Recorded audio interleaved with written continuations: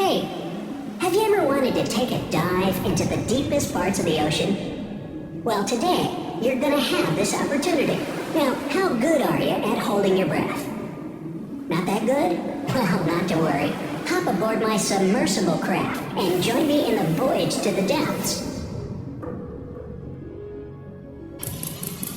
Ready? Let's dive. Right now, just below the surface, you see that life is thriving here. Fish and marine animals abound, and hey there, swimmers are waving at us. But we won't be staying here for long. Bye-bye. At 65 feet, there's a whole new world opening before your eyes. Shallow coral reefs are standing beautifully not far from the shore. And hey, there are people here again. It's scuba divers this time, though. Water pressure isn't kind to divers without special equipment. 130 feet is the depths where we say goodbye even to recreational scuba divers. It's the maximum allowed for them. Take care, guys. 200 feet, and here's the first orca. These whales inhabit the relatively shallow waters of almost every sea and ocean in the world. Did you know that they're the apex predators, by the way? It means they have no natural enemies, and no one can take them down. At 230 feet, we meet whale sharks, the largest known fish species, weighing up to 60 tons.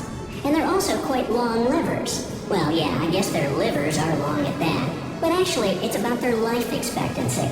They can live about 130 years.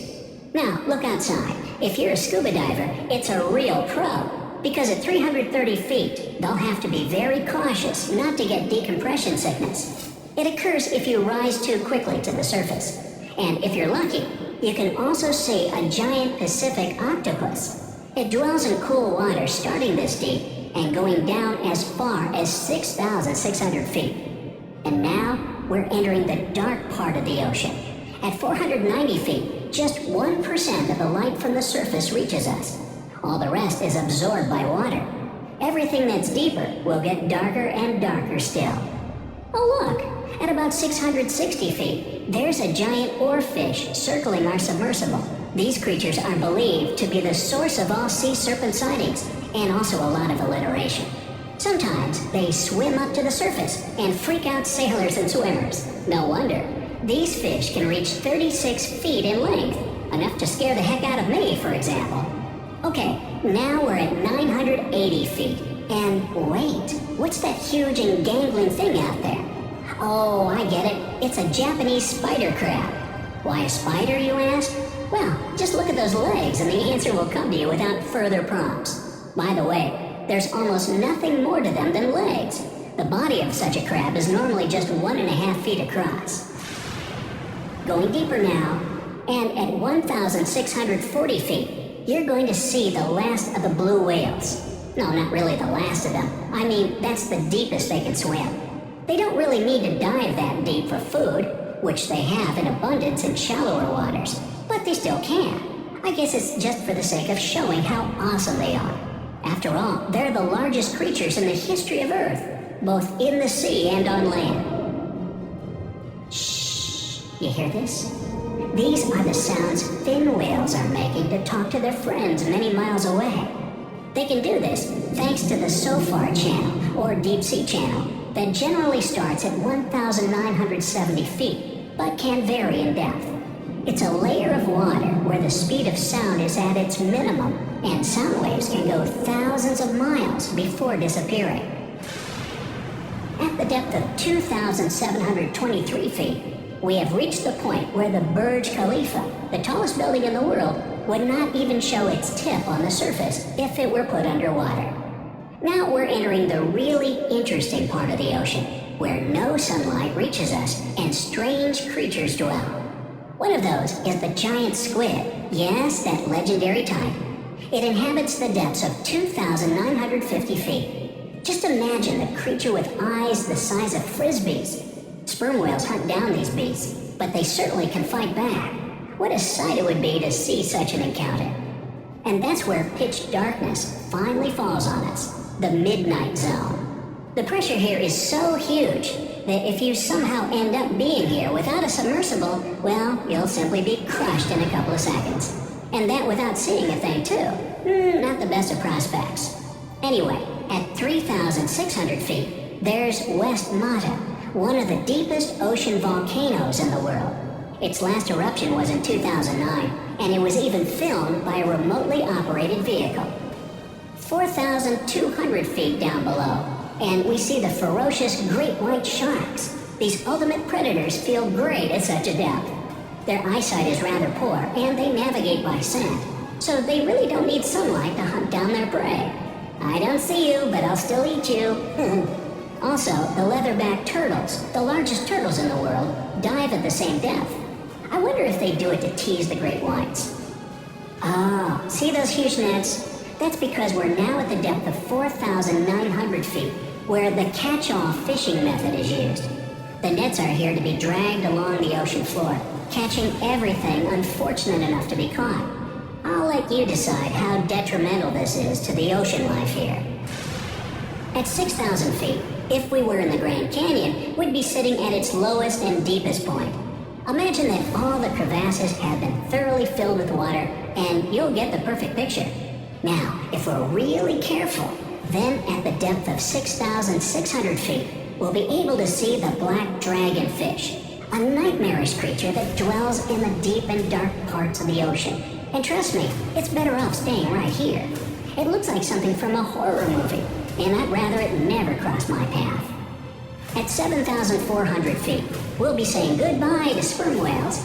This is the deepest point they can dive, and frankly, they have no real business at such a depth. Maybe they hunt the black dragonfish, of course, or it hunts them. Nah, the difference in size is too big. Sperm whales can reach 62 feet in length, which makes them the largest toothed whales in the world. Not many creatures can counter that. It's good that our submersible has a powerful floodlight. Without it, we wouldn't have been able to see the astonishing beauty of the deep-sea coral reefs located at the depth of 9,900 feet. They can be found in every ocean, and it's a pity they can't be seen without special deep-sea diving equipment. Okay, going deeper still, and at 12,100 feet, we reach the average depth of the world ocean. From now on, the journey into the real depths begins. The general ocean floor has been passed, so now it's time to delve into the abyss. I won't tell you not to be afraid because the scariest creatures of the deep dwell here below the midnight zone. And it doesn't end there. The pressure on the upper limit of the abyss at 13,100 feet is like a whole regiment of elephants stomping on you. Not that you'd have the time to feel it though.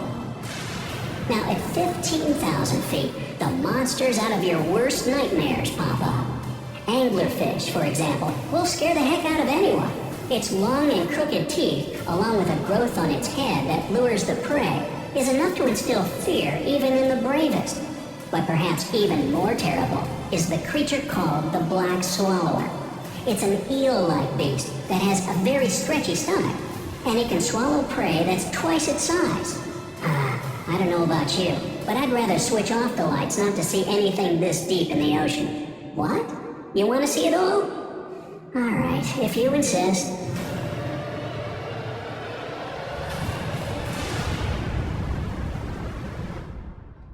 Look down below, and you're going to see the deepest shipwreck ever found.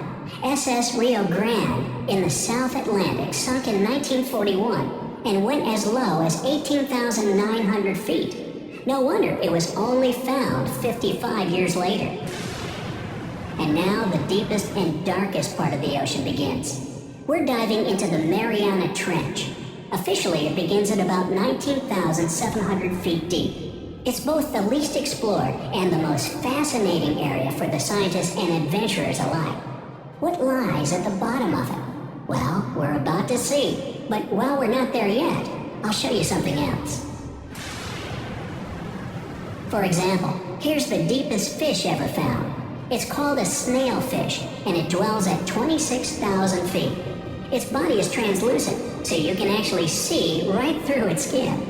Well, I must say I'm glad we didn't turn off the lights after all. This little guy is surprisingly cute for a creature that can withstand such pressure. Going lower and deeper, you won't see any other kind of fish or vertebrate animal whatsoever. The pressure is just too much for such creatures.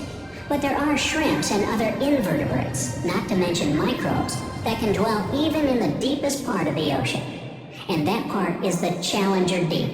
It's the bottom of the Mariana Trench, and its depth is 35,853 feet. Yes, we've arrived at the very bottom of the Earth. Few people have been here, and very little is known about it yet. But scientists aren't going to stop, and there's hope we'll soon find out what secrets the depths of the ocean